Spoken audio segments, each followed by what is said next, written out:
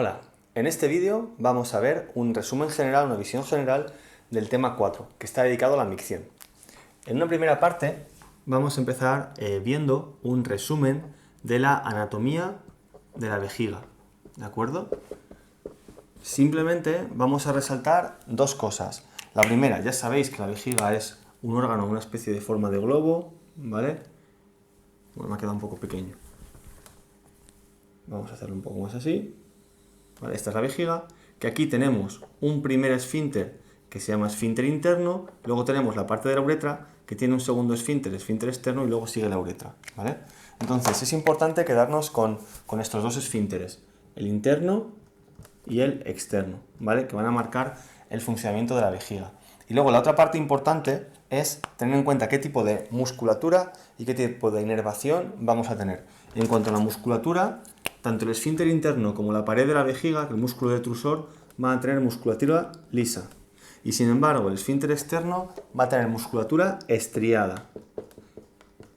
Y esto, obviamente, también es importante para ver qué tipo de inervación vamos a tener. Al ser musculatura lisa, tanto la pared de la vejiga como el esfínter interno van a tener una inervación fundamentalmente parasimpática, y luego el esfínter externo, en cambio, va a depender del sistema nervioso voluntario, ¿de acuerdo? No es sistema nervioso autónomo, es sistema nervioso voluntario. Y esto, insisto, este tipo de inervación y este tipo de musculatura van a marcar luego todo el funcionamiento. El siguiente punto va a ser sobre el transporte de la orina hasta la vejiga, ¿vale? Esto es bastante sencillo, simplemente sabéis que tenemos los uréteres que llegan desde los riñones hasta la orina. La orina ya no va a cambiar su composición durante todo este trayecto y simplemente, por un gradiente de presión, como todo el movimiento de flujo, pues a medida que se acumula orina, la presión que se va generando va empujando la orina desde los uréteres hacia la vejiga. Tiene que vencer el cierre de este músculo, ¿vale? Y poco a poco se va llenando la vejiga. Y además pues va a haber unos movimientos peristálticos, ¿vale? En los uréteres que van a ir empujando un poco la orina, ¿vale? No es algo muy complicado. Lo que sí que tiene un poco más de importancia es que entendáis el reflejo miccional. El reflejo miccional consiste en la aparición de una serie de reflejos, como dice, ¿vale?, que se van a deber al sistema nervioso parasimpático, ¿vale? En este bloque, en esta parte del tema, lo que vamos a ver es cómo se modifica la presión dentro de la vejiga en función del volumen. Y lo que vamos a ver es que en condiciones normales, pues la presión al principio, claro, sube directamente, porque cuanto más volumen, más presión, y luego llega a una zona en la que como la vejiga es capaz de hincharse como un globo, es capaz de deformarse, pues la presión casi no aumenta, hasta que ya está muy llena y ya no puede darse más de sí, que vuelve a subir rápidamente. Eso sería la curva normal, ¿vale?, de presión con respecto al volumen de la vejiga. Sin embargo, los reflejos miccionales son unas contracciones que produce la vejiga cuando el sistema nervioso parasimpático detecta que se está llenando. Es decir, el sistema nervioso parasimpático, que inerva el cuerpo el músculo de la vejiga, detecta que se está estirando y como se está estirando genera una respuesta de contracción. Entonces, claro, al generar una respuesta de contracción, la presión va a subir bruscamente. Cuando desaparezca esa respuesta de contracción, va a bajar.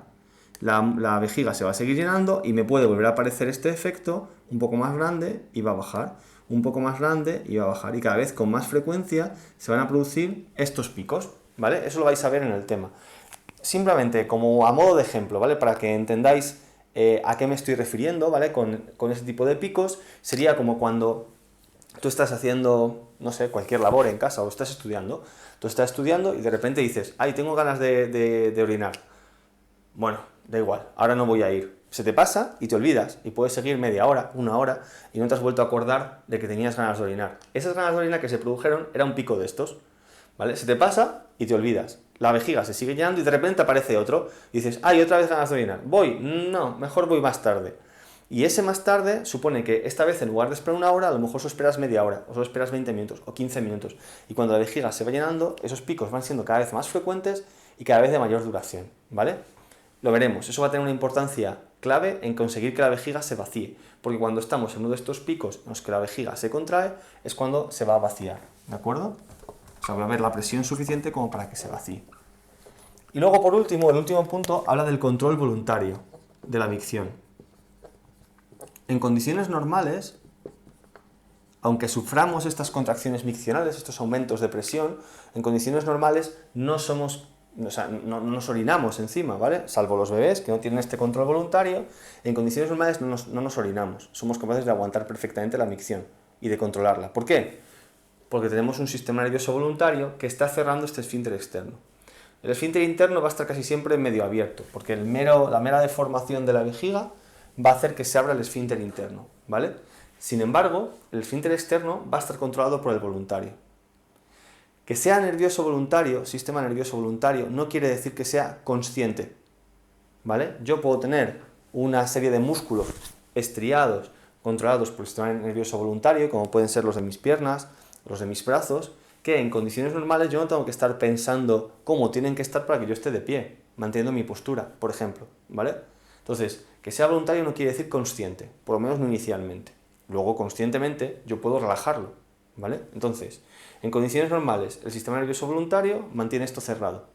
Si aparece una contracción miccional y yo puedo orinar, lo que hago es que relajo conscientemente este efecto de cierre del esfínter, se abre el esfínter y entonces yo orino, ¿vale? Supongamos que no puedo orinar. ¿Por qué? Pues yo qué sé, porque estoy en clase, ¿de acuerdo? Pues como estoy en clase y no puedo orinar, aunque yo tenga una estimulación parasimpática que produce la apertura del esfínter interno y la contracción de la vejiga, mi sistema nervioso voluntario evita que yo orine gracias a que mantiene siempre cerrado este esfínter externo, ¿vale? Sin embargo, la clave va a ser que existe también una señal que emite el sistema nervioso parasimpático que trata de inhibir este efecto del voluntario sobre el esfínter externo. Entonces, vamos a tener un juego en el que el parasimpático intenta inhibir al sistema nervioso voluntario, pero si el sistema nervioso voluntario predomina, el esfínter externo está cerrado. Pero claro, como la señal del parasimpático, cuanto más llena está la vejiga, se hace más duradera y más grande, puede llegar a un punto en que supere este control inconsciente del esfínter externo. Si llego a ese punto, no me queda más remedio que conscientemente concentrarme en que no se abra este esfínter. Es cuando ya necesitéis estar muy concentrados para que no se os escape el pis, por así decirlo, ¿vale? Es decir, cuando tenéis que controlar la micción de forma muy consciente.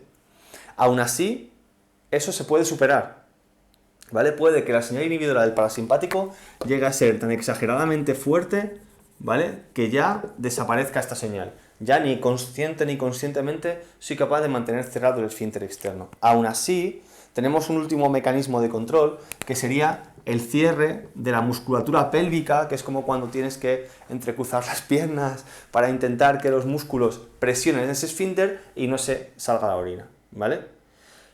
Al contrario, también puede pasar que yo quiera forzar la orina, ¿vale? En esos casos, lo primero que yo hago es, pues voy al baño y relajo el esfínter.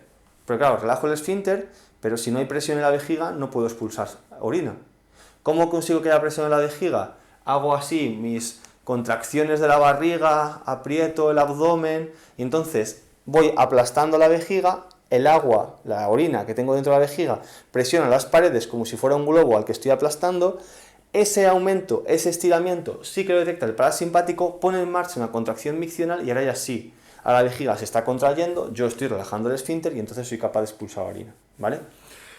Insisto, ha sido un repaso, casi explicación de esta última parte, ¿vale? Porque a lo mejor es un poco complicada solo con las diapositivas, pero bueno, yo creo que con todo esto no vais a tener ningún problema, pero si alguien tiene algún problema, no entiende algo, me podéis preguntar perfectamente, ¿vale? Un saludo.